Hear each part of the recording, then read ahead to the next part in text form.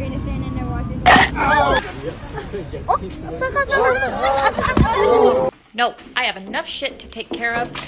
I don't need you to. Get out of my garage!